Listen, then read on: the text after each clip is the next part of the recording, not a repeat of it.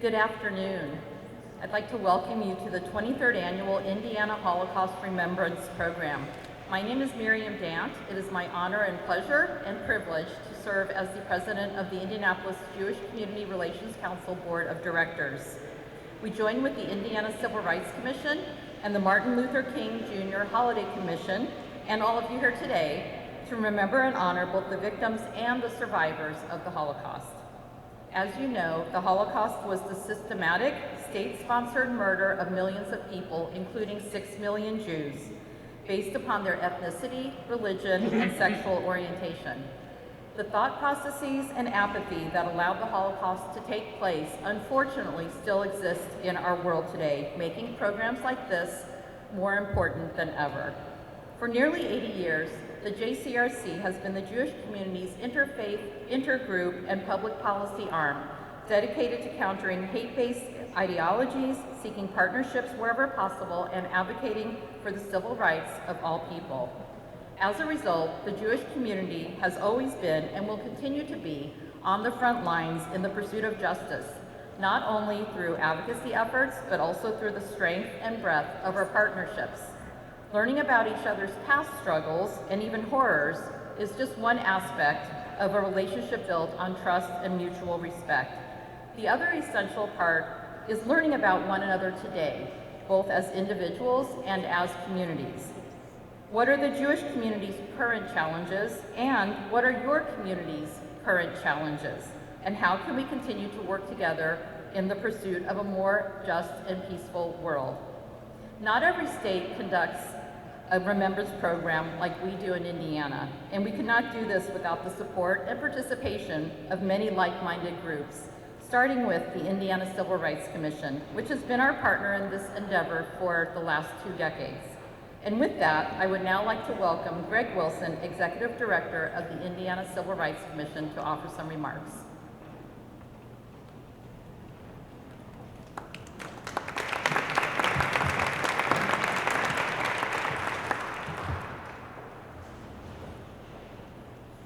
Good afternoon. Again, my name is Greg Wilson. I'm the Executive Director of Indiana Civil Rights Commission. I would like to welcome and thank all of you who have joined us for this Day of Remembrance. If I could please ask all our commissioners, dignitaries, and representatives to please stand and be recognized. Thank you. Any of our representatives, commissioners, thank you. Thank you so much for your support. The Indiana Civil Rights Commission and Dr. Martin Luther King Jr. Indiana Holiday Commission is proud to support the efforts of our partners, the Jewish Community Relations Council and the Jewish Federation of Greater Indianapolis, who bring us together for this event today. This year's observance marks the anniversary of Kristallnacht, when the beginning on the night of November the 8th, 1938, thousands of synagogues and Jewish-owned businesses, schools, and homes were destroyed by violent mobs fueled by anti-Semitic statements from Nazi officials. In the days following, thousands of Jewish men would be arrested and sent to concentration camps. We join together every year to host this event in order to recommit ourselves as a state and as individuals to standing up and speaking out against words of hate, acts of bigotry, every single time we hear or see something that we know is wrong. Today in Indiana, there are Hoosiers whose lives forever changed by the violence of Kristallnacht. This afternoon, we'll hear the story of one of these survivors, Jack Bernaski, as his daughter, Lori Freeman, shares his experience with all of us. Words and thoughts matter as we navigate the division that exists in this country even today. We must not stand by, but stand up and support all our neighbors, friends, family, united as Hoosiers, united as Americans. Thank you for taking this stand today to ensure that the atrocities of the Holocaust are never repeated and the lessons we have learned are never forgotten. For the last several years, we have shared a video from the United States Holocaust Memorial Museum titled, Why We Remember. We'll play this short video to help center us in this moment and remind us of the important role the preservation of memory plays in our society. Following the video, we'll hear remarks from Governor Eric J. Holcomb. Again, I want to thank you for coming here today, both physically and virtually, for taking the time out to watch, listen, remember, and act. I also want to thank those who worked hard within both of our organizations to make this event possible. We have a lot of hard workers around here that have done so much. So I'd like to give them a round of applause, please. Again, thank you.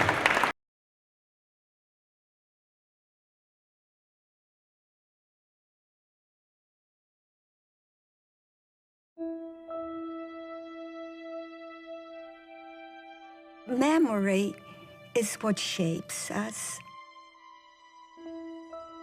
Memory is what teaches us. We must understand that's where our redemption is.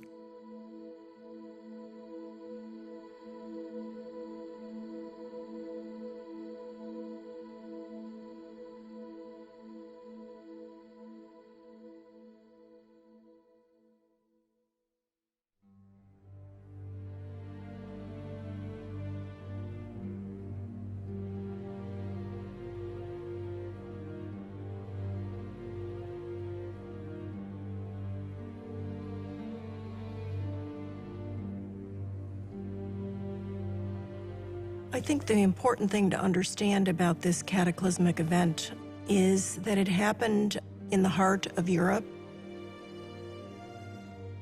Germany was respected around the world for its leading scientists, its physicians, its theologians.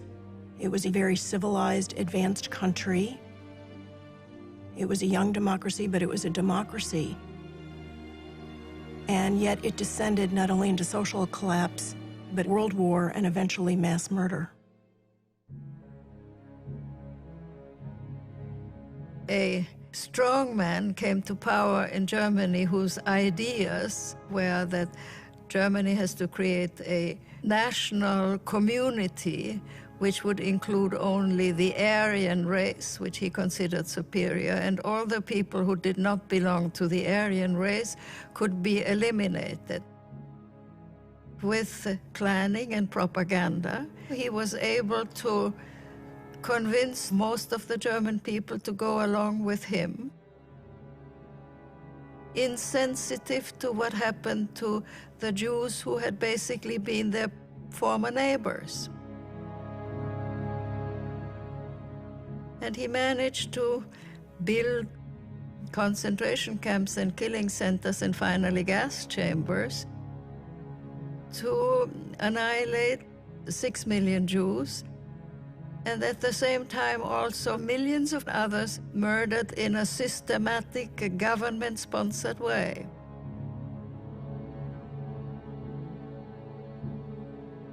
And it's made up of so many people who participated in different ways, who made it possible.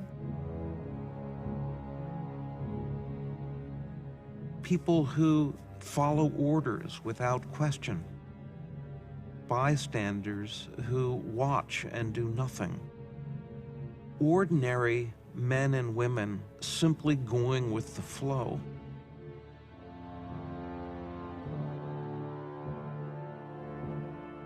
The events and the results of the Holocaust were so devastating. It was an extreme that we can barely imagine. So mind-boggling that the temptations to forget and to repress, to just put it out of mind, are very real. But we remember. We remember because it is an unthinkable scar on humanity. We need to understand what human beings are capable of.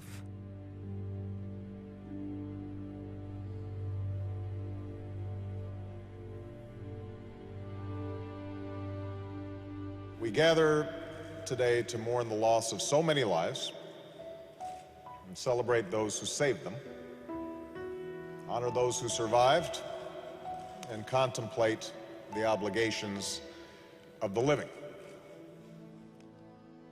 Days of Remembrance is our nation's annual commemoration of the Holocaust. this time that was both a blight on the history of humanity, but also a shining moment for the people who were brave enough to put an end to it. We are remembering, first and foremost, all the victims. And that is not only the Jewish victims, but there were many non-Jewish victims. Of course, the Jews were the primary target. The millions of innocent people, including my family and friends, who were killed because they were of the wrong religion, because they had no means of protecting themselves. It's also important to remember the rescuers. These were people who risked not only their own lives, sometimes the lives of their family, to save a fellow human being. And we also remember our American soldiers who were fighting to win World War II, and in the course of that, liberated these concentration camps. Those that arrived at the camps in 1945 and were just horrified with what they saw.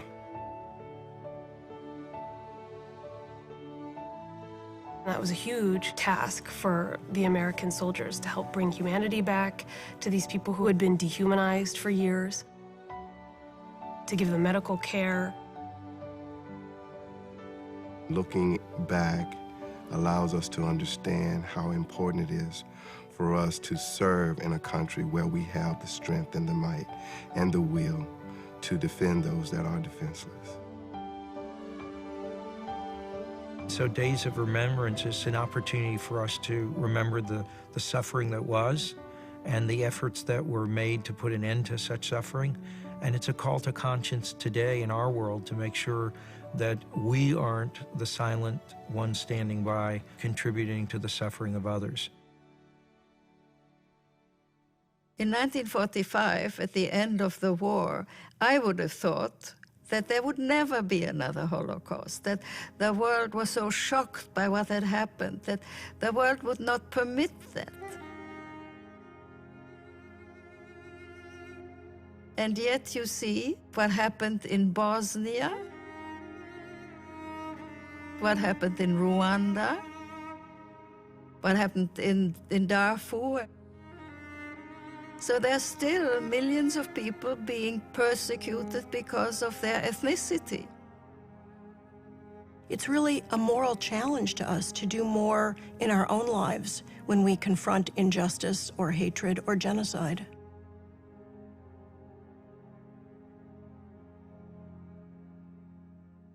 Those who suffered and died in the Holocaust, we can honor them today by not being silent.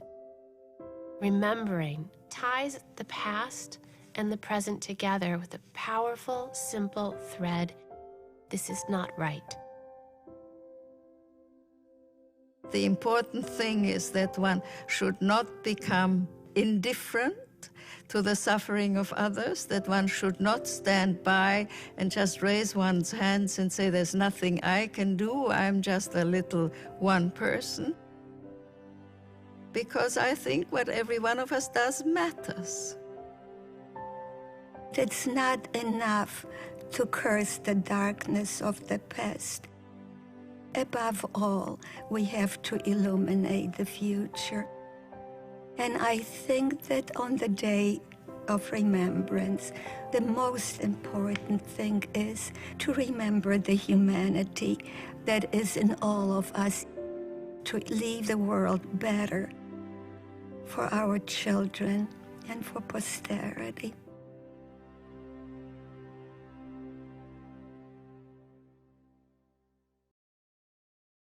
Hello, I'm Governor Eric Holcomb, and it's an honor to join you virtually for Holocaust Remembrance Day. This day, each year, serves as another opportunity for Hoosiers to learn and be reminded of the power of hope, of healing and respect and responsibility. It's an opportunity for us to honor the survivors and their families, like Lori Freeman, who is here with you today. Her father's legacy And the memory of so many survivors like him will live on forever.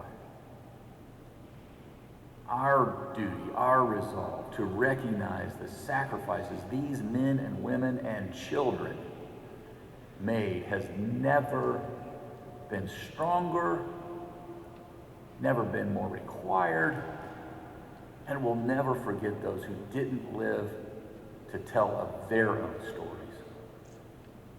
So, together, let's work to be worthy of their memory as we continue to spread civility, respect, and kindness throughout our state.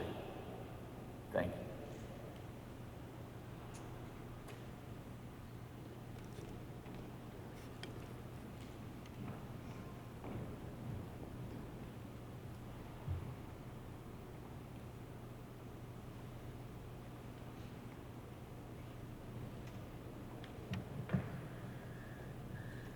Good afternoon. My name is Lindsay Mintz, and I am honored to be the Executive Director of the Jewish Community Relations Council in Indianapolis.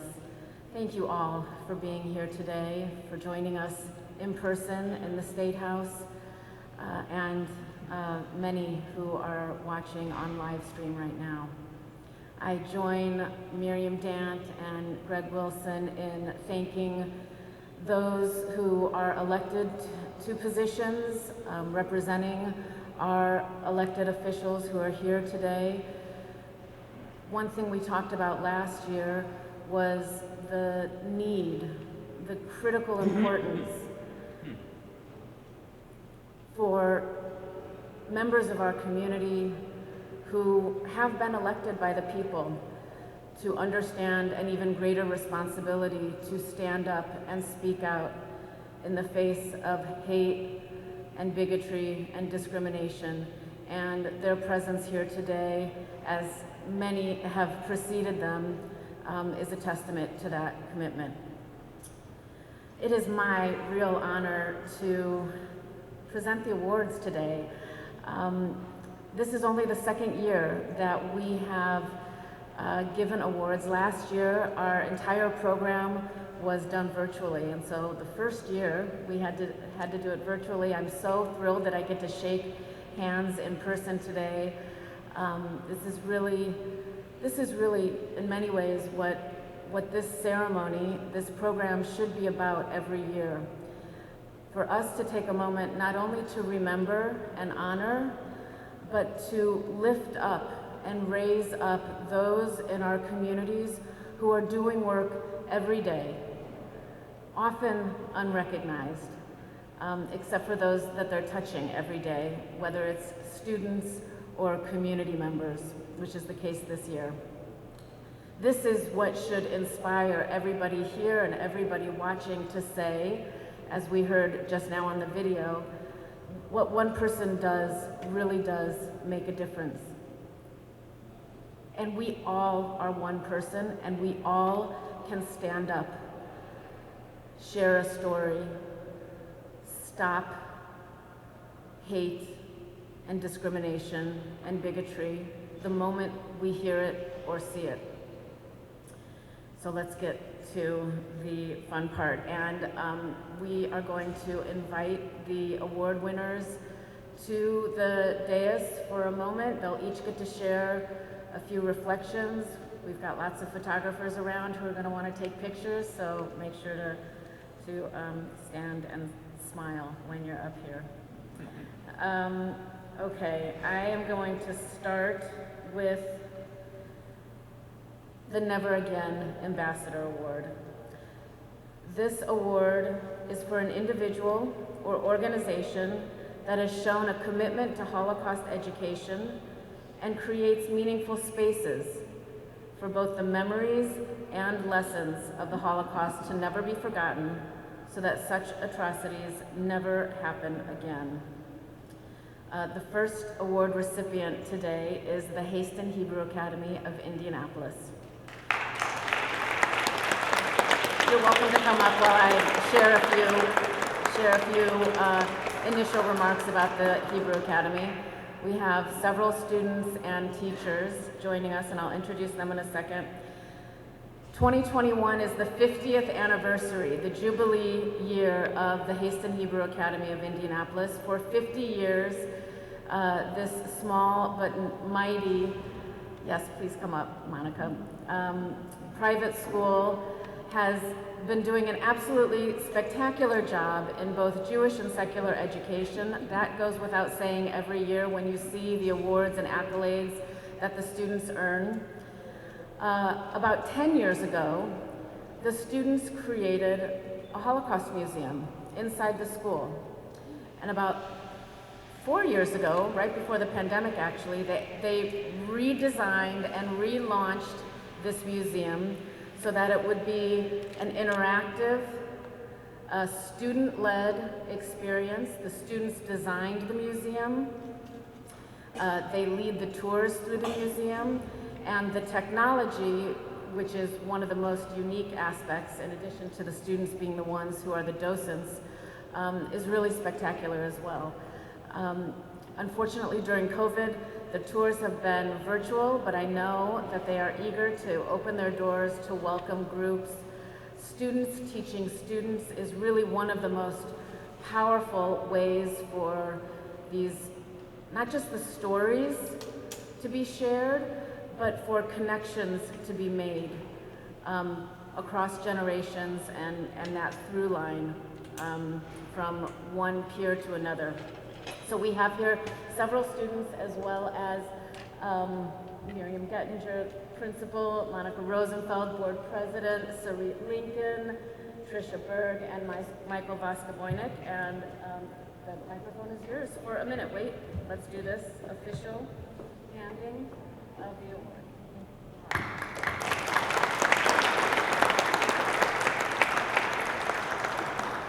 Thank you. It is truly an honor to be recognized for the work we do at Haston Hebrew Academy. We are fully aware at our school that the feats that our teachers and staff are able to accomplish are not solitary efforts. As we accept this award, we'd like to extend a special thanks to the founders of our school, Mark Haston of blessed memory and Hart Haston, whose story of survival is a foundation for the drive behind our school's continued efforts in Holocaust education. We'd also like to thank our principal, Miriam Gettinger. Without Mrs. Gettinger's continued support, guidance, and innovation, none of what we have accomplished would be possible. We would be remiss if we did not recognize the hard work and dedication of our students in the creation of our school's Holocaust Museum. The thirst for knowledge that our students possess and their acknowledgement of the importance of never forgetting the history embedded in the lives of their friends and family is an integral part of the work we do. And finally, thank you again to the JCRC and the Indiana Civil Rights Commission for this great honor. Thank you.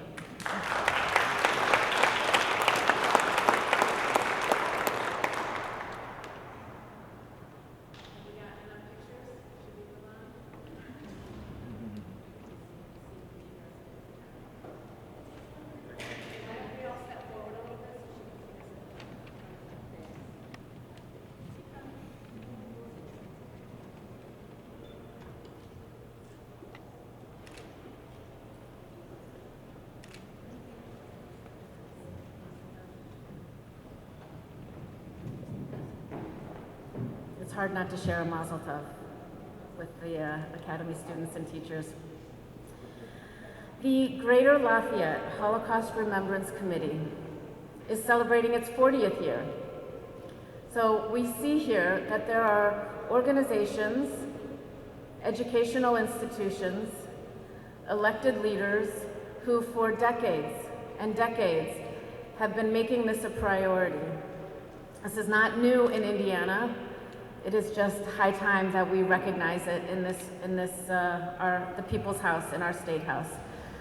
The Greater Lafayette Holocaust Remembrance Committee was established in 1981 by Rabbi Gedalia Engel of blessed memory in partnership with the mayors of both Lafayette and Greater Lafayette.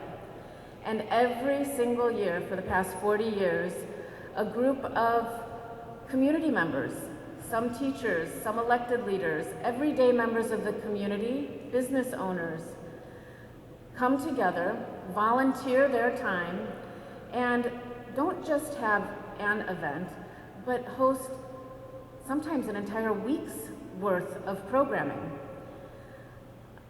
Every single year in the greater Lafayette area. It is something that I know members of the greater Lafayette community recognize each year, know it's coming each year, look forward to learning and being challenged and engaged each year.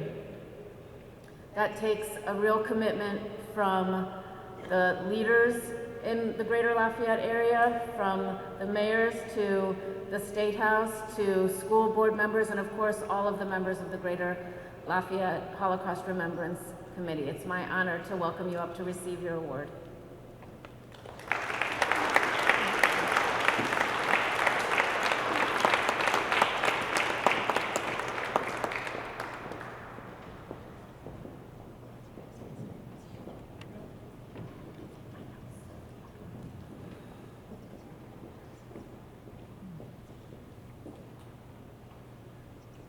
Good afternoon. I'm Sarah Powley. I'm the current chair of the Greater Lafayette Holocaust Remembrance Committee. And with me are members of that committee who were able to make the drive from Lafayette today. In memory of the victims and the survivors of the Holocaust, in honor of our founder, Rabbi Gedalia Engel, for his vision and persistence, and with appreciation for our individual donors and corporate sponsors, and our supporters in the legislature, Representatives Chris Campbell and Sheila Klinker, and Senator Ronnie Alting, who is with us today, and the many entities at Purdue University, including the Human Rights Program in the Department of History, and the Ackerman Center for Democratic Citizenship in the College of Education, and to our local school supporters, our superintendents, and our educators. And with profound gratitude to the Jewish Community Relations Council of Indianapolis and the Indiana Civil Rights Commission, I'm pleased to accept this award on behalf of scores of volunteers who for 40 years have served on this committee. As you know, the committee was founded in 1981. The first planned event was a conference in 1982.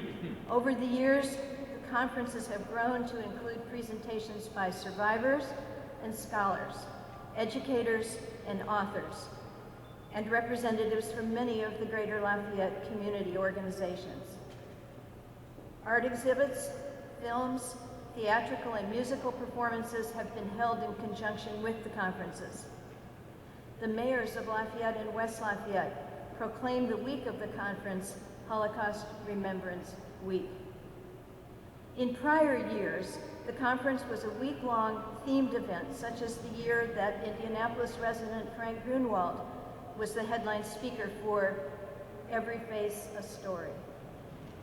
During the past year, GLHRC events have been held on Zoom, and we have taken our audiences as far away as Pittsburgh and Israel to hear the stories of survivors.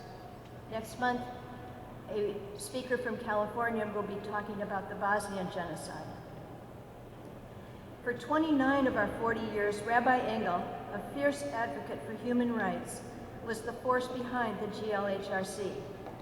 His wife, Marilyn, was the force beside him. Rabbi Engel was a man of action as well as a spiritual leader. He liked to close the conference with an official resolution that charted the road ahead. In 2001, that resolution advocated for the inclusion of Holocaust education in all educational institutions. Today, education about the Holocaust is embedded in the Indiana academic standards.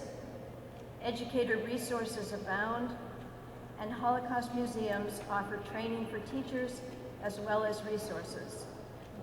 our own educational outreach has grown. We partner with the Ackerman Center at Purdue's College of Education to conduct workshops which are open to educators all over the state. And since 2013, the GLHRC itself has offered grants to local educators for classroom projects. The notification of this award came as a surprise, leaving all of us humbled and amazed. But the work goes on. We would be naive to think that the lessons of the Holocaust have been learned.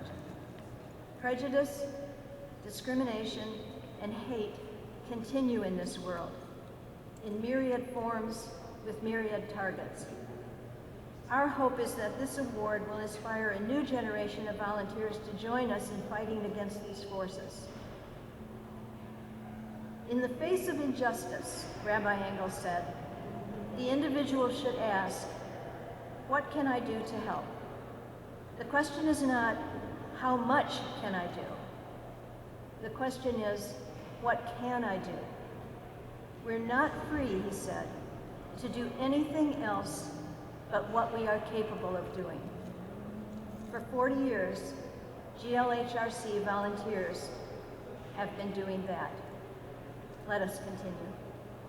Thank you.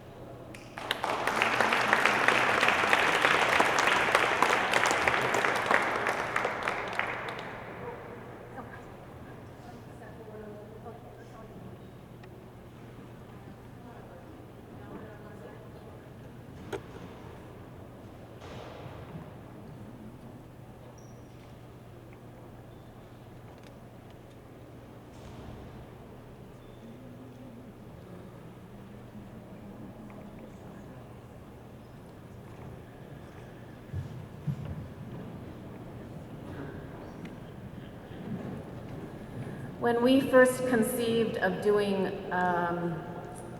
awards like this, we knew that there were teachers in every corner of the state of Indiana that were making Holocaust education a priority.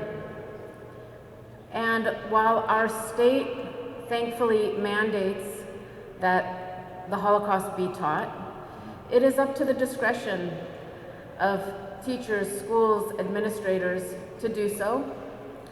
And it's up to us to hold our schools and our teachers accountable for making sure that it happens. But for those teachers who decide that this is going to be something they do, it's a full commitment. We know how stretched and tapped our educators are, how much they have to do and be for all of their students, the amount of energy it takes to cover all of our state's standards, testing, et cetera, that they would take it upon themselves to go above and beyond, to go on a journey themselves, to do the work themselves in order to bring it to their students in a way that will really resonate and stay with them. We know that there are many teachers. We're looking forward to being able to honor them every year. This year, I'm really thrilled and honored that we are recognizing Tony Gonzaro. He is a science teacher, which we're going to learn about how he incorporates lessons of the Holocaust in a science class, so it's not just social studies and English teachers who should be paying attention right now. He's been a teacher for over 2 decades at Southmont High School, and he's got a really special story, and I'm looking forward to hearing just a taste of it today. Tony, please.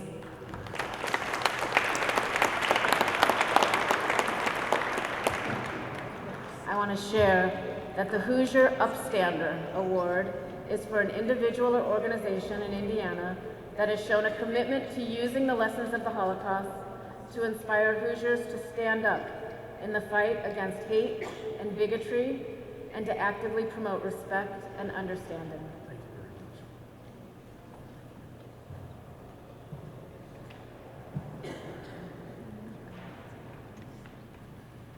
I would like to thank the Indiana Civil Rights Commission, the Indianapolis Jewish Relations Council, and the Dr. Martin Luther King Jr. Indiana Holiday Commission for this great honor. I feel privileged and humbled to even be considered for this award, and would like to congratulate the outstanding organizations that are also being honored today. This is just an amazing moment and the greatest honor of my professional career. I would like to accept this award in honor of my wife, my family, and the great educators and administrators that I work with at Southmont High School, and the individuals and organizations that have supported our Holocaust education program along the way. I owe a great deal of gratitude to my father, who during World War II was a Polish political prisoner who was held at Gestapo headquarters in Krakow, Auschwitz, Buchenwald, and Flossenburg, and other Holocaust survivors like Frank Grunwald, Esther Davidson, and Eva and Mickey Core that have impacted my life and continue to inspire me every day. These people are the true upstanders. One simple act of kindness started the ball rolling for our Holocaust education program that we have at Southmont. Back in the summer of 2018, I was selected by a local bank, Hoosier Heartland State Bank, to travel to Poland with Eva Core and the Candles Museum staff. Upon returning, I was approached by our Montgomery County Community Foundation and told that a private foundation wished to assist with funding our school's Holocaust education program. I cannot say enough great things about Southmont's 6 through 12 educators in language arts, social studies, along with our librarian, and the work that they do to enhance our students' educational experiences. We've been able to bring in guest speakers, purchase books for the classrooms and the libraries, take field trips, and purchase other classroom materials and supplies. One important thing that we've been able to do is take part in professional development opportunities sponsored by both national and local organizations, including Candles, the Jewish Federation of Greater Indianapolis, and the Greater Lafayette Holocaust Education Committee. McCutcheon teacher Stella Schaefer, who is a United States Holocaust Museum Fellow, has conducted workshops for our staff on the pedagogy, lesson plans, and subject matter associated with the Holocaust. All of these groups and individuals, again, have contributed to what our school has been able to do. Besides lecturing about the Holocaust and sharing my father's story, I also teach a unit on bioethics, informed consent, and the human experimentation that was conducted during World War II. I do this through a genetics course I teach, along with 2 dual credit biology courses that are taught through Vincennes University. It is my hope that Indiana will enhance the present Holocaust-related standards in grades 6 through 12 and add standards related to the topic of bioethics. Holocaust education not only impacts our students, but it will impact our communities by combating prejudice, racism, stereotyping, and encourage the awareness of the value of diversity in our society. In closing, I would like to thank you again for this great honor, and I'm looking forward to continue working to promote Holocaust education in our great state. Thank you.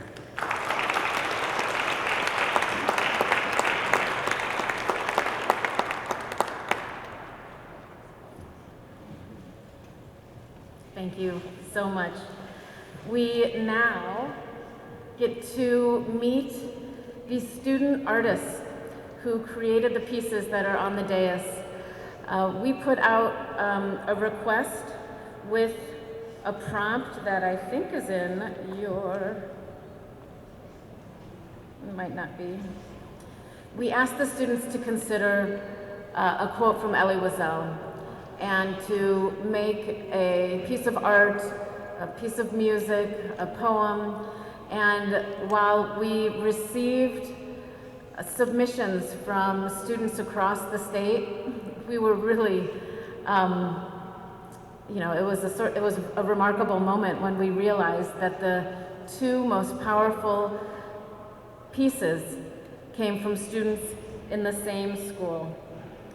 While we won't have time to hear them speak this morning, we will invite them up, and Greg, if you'll join me up here, I'm sure they'd like to shake your hand as well. Oh, I've got too much stuff in front of me. It is my honor to introduce and welcome up to the dais Lily Thomas and Addie Cooper. Both are 8th graders at Shenandoah Middle School. Lily's piece is Broken Mirror, and Addie's piece is Eye of the Broken Glass. Will you stand next to your piece? What?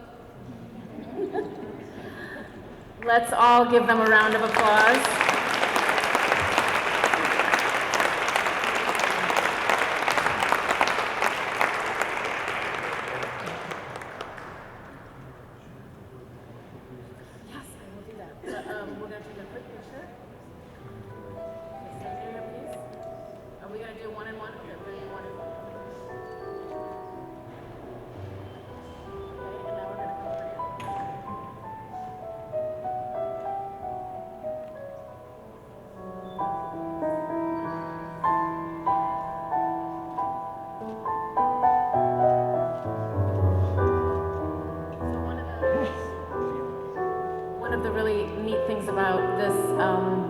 These pieces of art, you're seeing them here, we have them online, but they are going to hang in the Indiana State Museum for the month of November with their name and school listed. So real honor, beautiful. Now I think it's important that we recognize and honor not just the beautiful pieces of artwork and the skill, but the time and the thought that they put into it, and a recognition that art and expression is a really powerful way to combat hate, discrimination, ignorance. This is what art can do, and both of these pieces are truly powerful. Congratulations.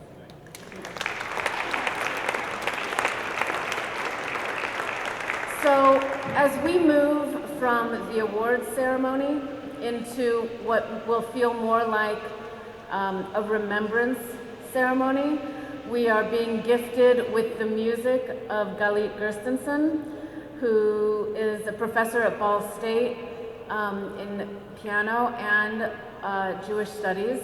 She studies the music that was written by those who perished and those who survived during the Holocaust.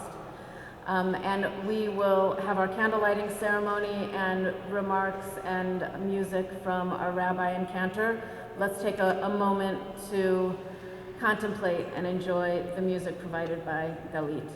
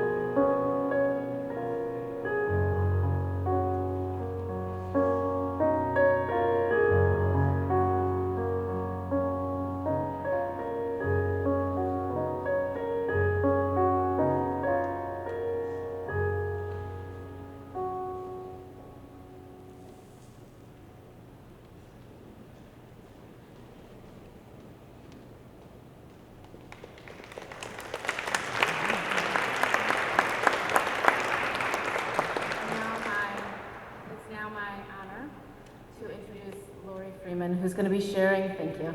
It's now my honor to introduce Lori Freeman. Come on up. Lori is going to share a really powerful story. Every story has power. Part of the power is in the experiences of the individual that we take a moment to learn about. But part of that power is coming from the person who shares it. And we are all witnesses every time we hear a story, whether we've heard it before or it's the first time, when we imagine and expand our empathy and think, how would I have survived? Could I have done that? The process of telling these stories for survivors is incredibly difficult. And for their children and grandchildren, it's no less difficult. To take on that responsibility, to learn the details that maybe their parent or grandparent didn't share, to decide what to share with what audience. It's a real responsibility, and I want to thank survivors and their children and grandchildren for taking that responsibility on and sharing these stories. One role that the JCRC plays is to help bring survivors, second, and even some third-generation survivors into classrooms throughout the state of Indiana. And we're really thrilled that Lori is going to be sharing her father's story for the first time today. Thank you, Lindsay. I'm here to tell the story of my dad's experience. He's still alive. This is what he looks like. I go visit him every Friday at 11:30. He tells me if I'm late.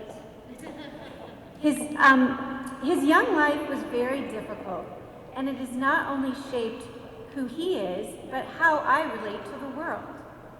I tell this story for many reasons, which I will detail later in this presentation. His name is Jack Bronicky, by the way, I didn't say his name.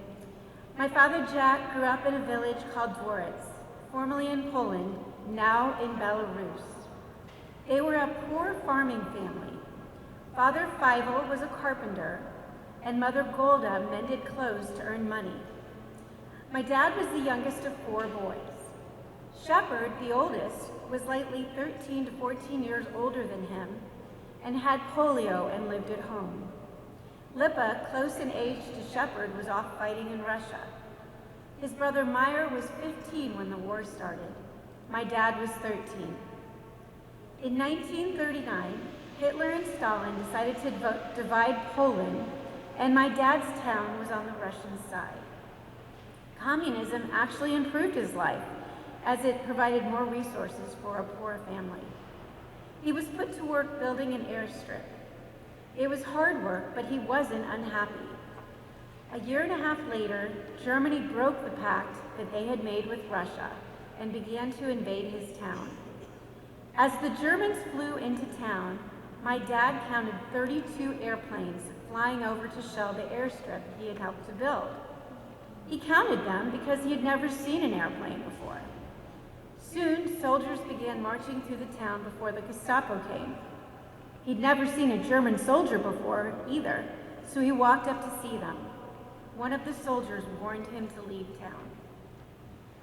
When the Gestapo came, the Jews were separated from the non-Jews, forced to abandon their homes and possessions and move to a ghetto. They were forced to work 6 days a week. His family prepared by digging a hole under the rug in the dining room. They could hide food there, and if forced to evacuate, it was a place for Shepard to hide since he couldn't walk. They received notice from the Gestapo that all the carpenters were required to report for a job. My Uncle Meyer told his father not to go, but he went anyway, and they never saw him again. I have since learned that he and many others were shot just outside of their town and buried in a mass grave, much like one of the pictures that was depicted in the slideshow. It was a cold, clear day when the Gestapo came out to clear the ghetto.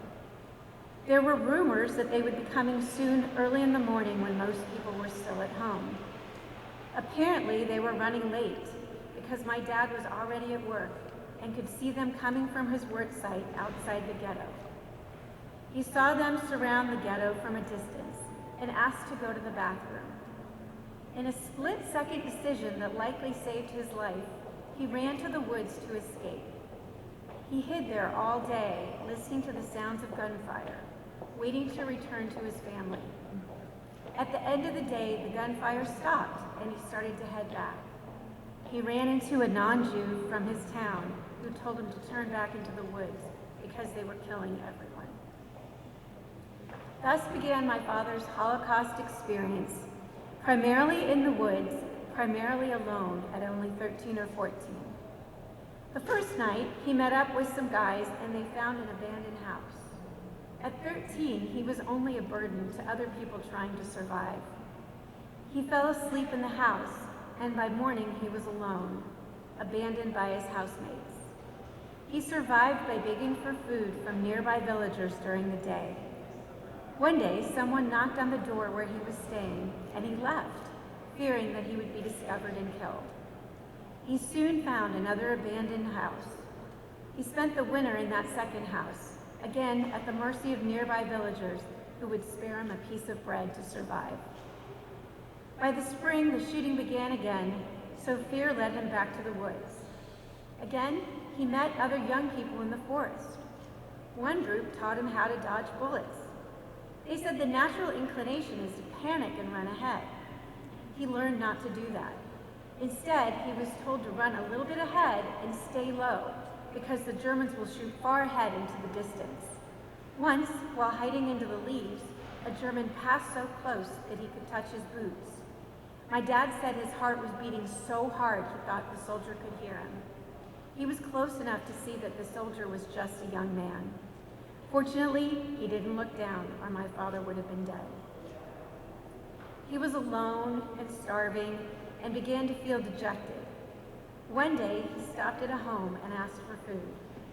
They gave him barley soup with meat. He actually remembers what he ate that day. There was a knock at the door.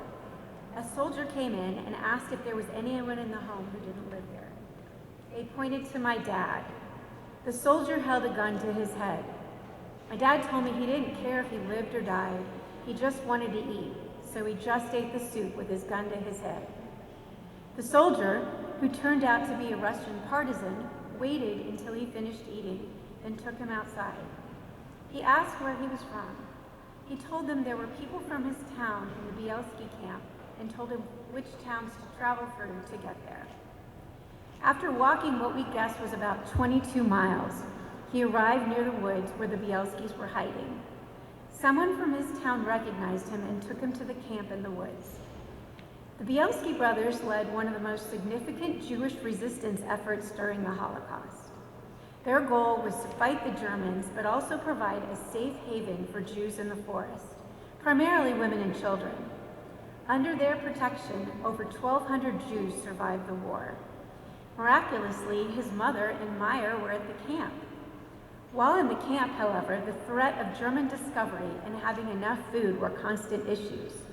The camp had to move once, deeper into the woods when its location was detected.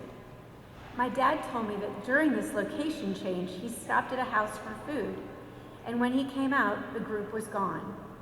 I was astonished that after all the time alone, he would risk losing the group, but he said, I was a hungry teenage boy. There was nothing more important to him than food. Again, he wandered alone, but finally found them. He spent his second winter in the woods with the Bielskis.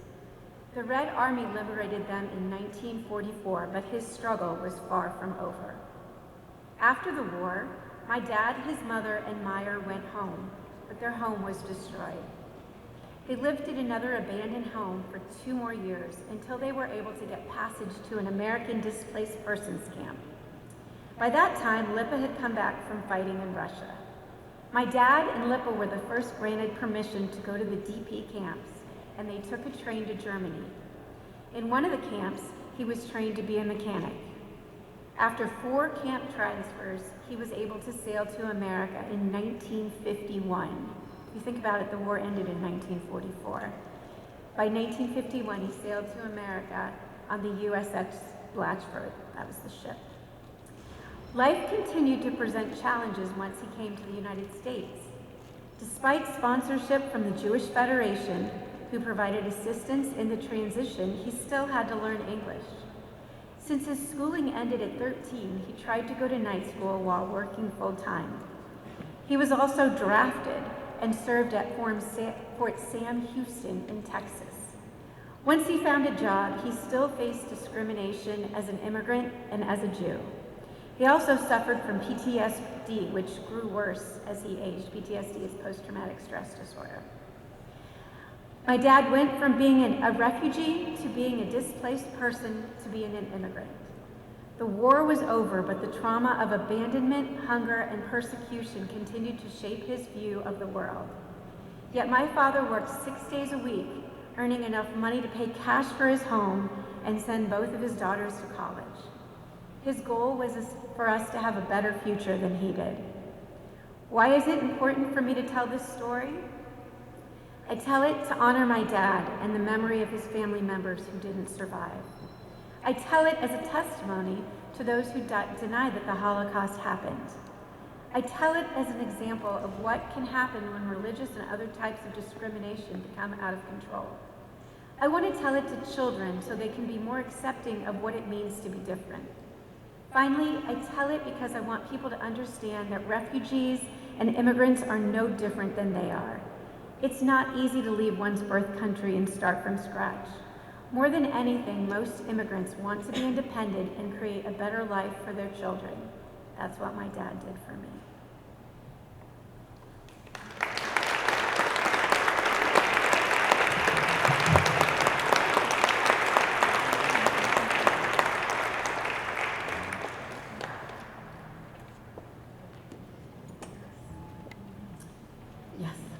So we are going to move into the candle lighting portion of our ceremony.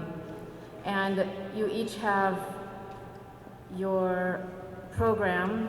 Hopefully we might have posted one online for viewers online. So you can learn about the tradition of lighting candles, each flame representing the human soul.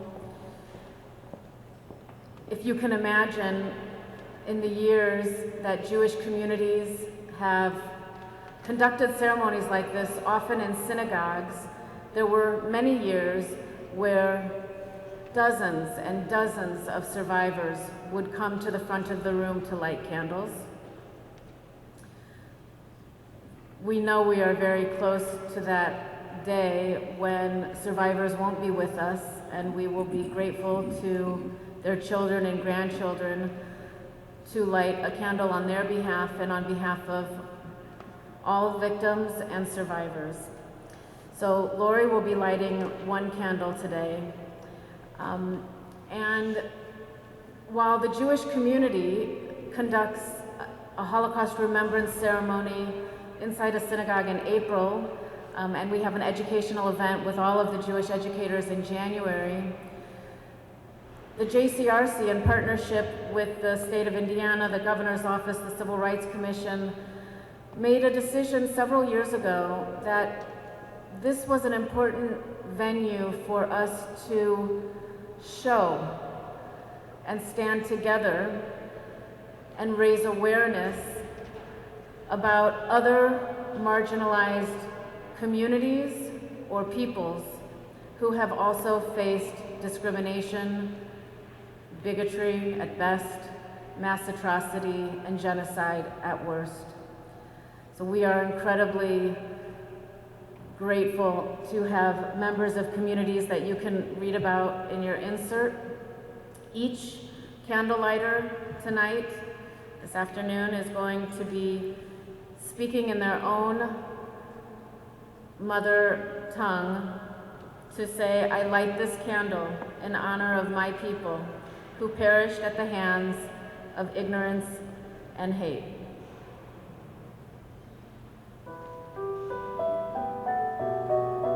I light this candle in honor of my people, the Jews, who perished at the hands of ignorance.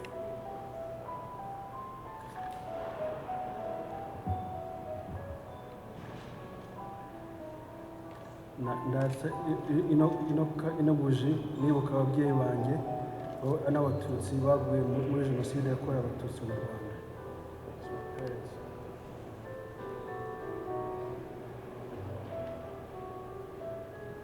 I light this candle for all the Native American Indians that went through cultural genocide during the removal, who sacrificed so much for us to continue on in the land that was our home always.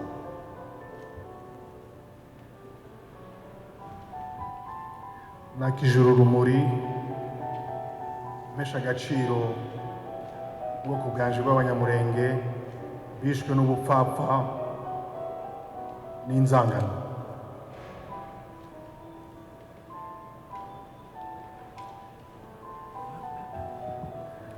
Matina male mune amontia re lectureကြောင့်ကြာဆုံးသွားတဲ့ကျမတို့ပြည်သူတွေကိုဂုဏ်ပြုတဲ့အနေနဲ့ဒီဖျောင်းတိုင်ကိုထွန်းလှစ်လိုက်ပါတယ်ရှင်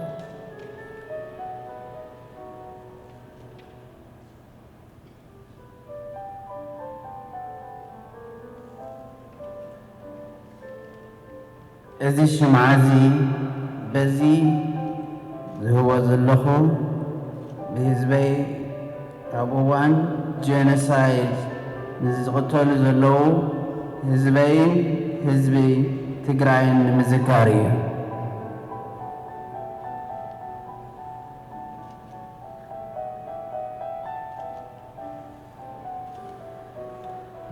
As witness and advocate, I light this candle on behalf of all peoples who have suffered the pain of genocide and other mass atrocities.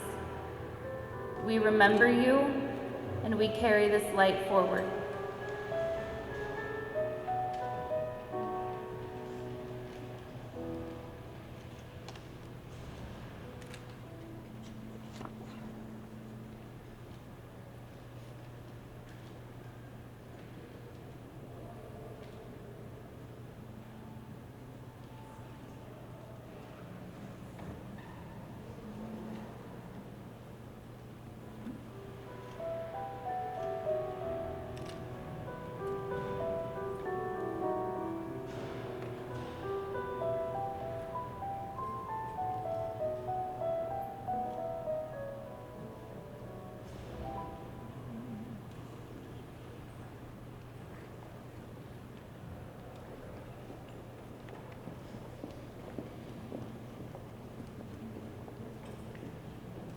My honor to invite Cantor Sharon to offer a prayer, El Malay Rachamim, and his prayer will be followed by reflections from Rabbi Justin Kerber. Rabbi Kerber is with Congregation Beth Shalom, and Rabbi Cantor Sharon is with Congregation Sharai Tefillah. Please, Cantor.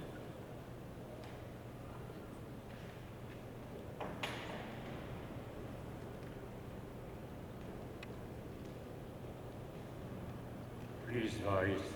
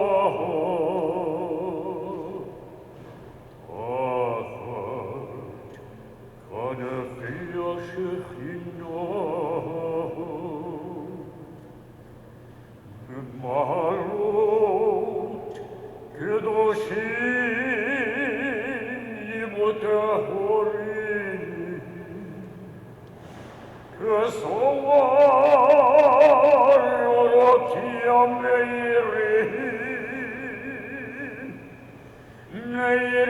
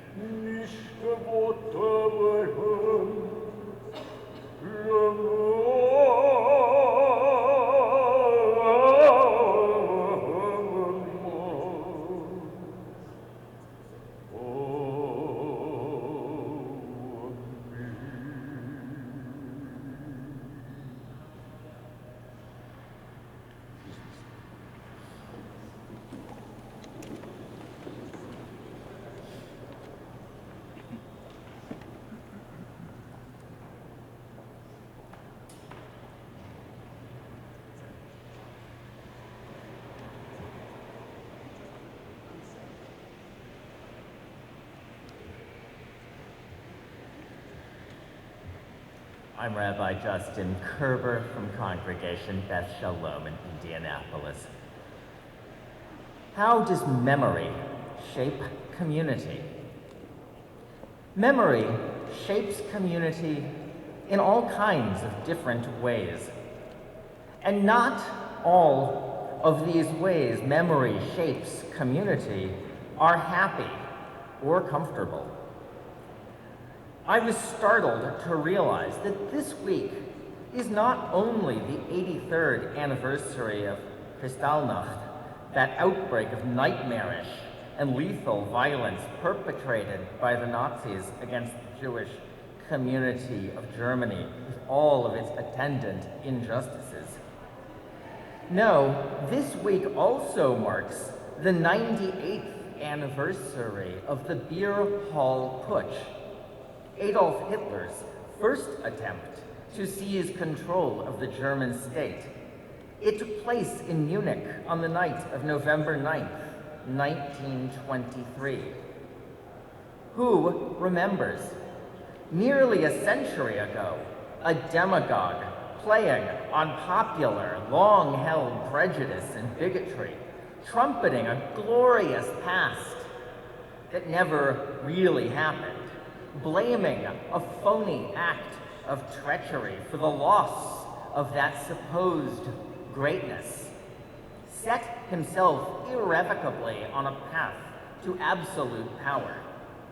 It's worth remembering how that demagogue cleverly saw how the existing power structure was ambivalent about him and his views, and how he cynically, cleverly manipulated democratic institutions and norms that he despised in order to serve his own diabolical purposes.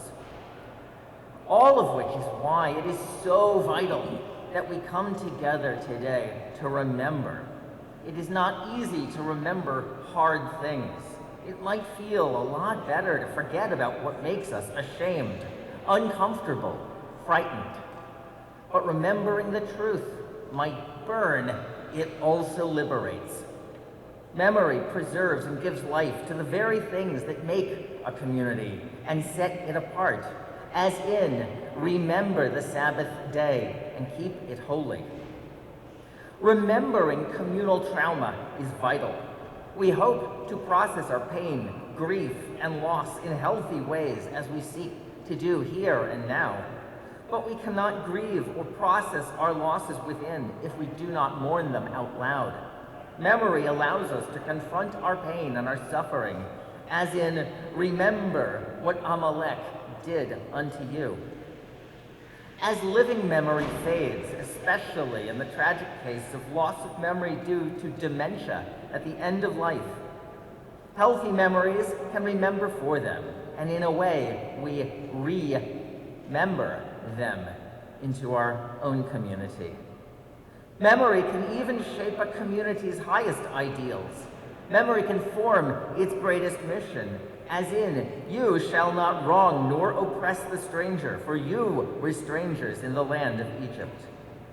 So as we remember those members of our mutual, overlapping communities, both those whose lives were tragically cut short, and those who reached the end of their lives at the appointed time, we know that with some of them go the last living memories of the terrible events of the Holocaust. We take comfort in knowing that they live on in our memory. We pledge anew to keep alive the lessons we learned from them and to teach their truth in new ways for new times. As in, Yehi Zichronam Livracha, may their memory be for a blessing. Amen.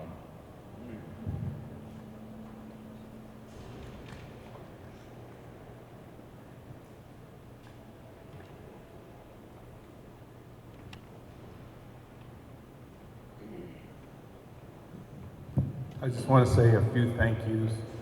I definitely want to thank you for coming out and be a part of this ceremony. I want to thank Lindsay and JCRC for being great partners and working with us on this program. Again, I want to thank the Indiana Civil Rights team. Truly, when you hear all the things that I've heard today, it's so impactful. At Indiana Civil Rights Commission, our mission is to eradicate discrimination. Nothing can stop without you. Nothing can stop if we don't stand up against those things that are wrong. So again, I ask, as you leave here today, be a difference maker, as what we try to be every day. It's a lot of work to do and it can't get done. And don't let the division that exists today stay. We can push it away. Words matter. That's why I don't let anybody tell me anything. I know what I believe, I know what I think, and I stand by that. So again, thank you so much for being here and enjoy the rest of your day.